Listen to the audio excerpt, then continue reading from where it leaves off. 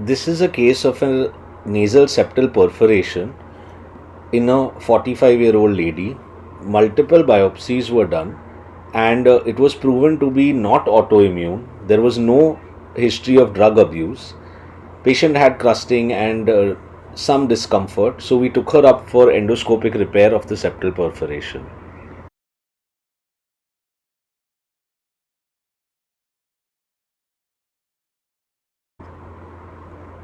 Here we are just checking the area of where we're going to raise the flap from.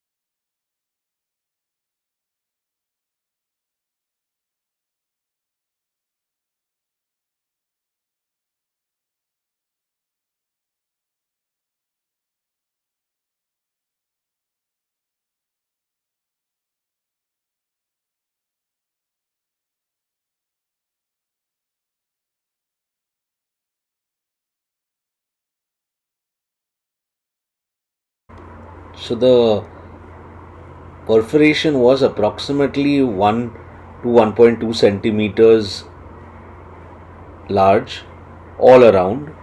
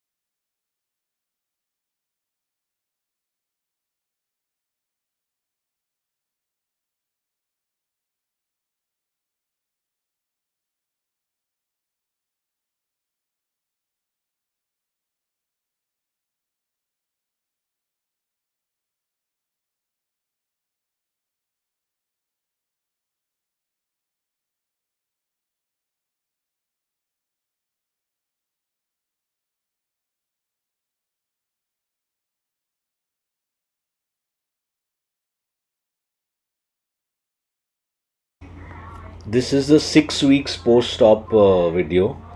Celastic sheet has been removed, and there are some granulations at the inferior edge because of the thick celastic sheet, but overall it's healed quite well.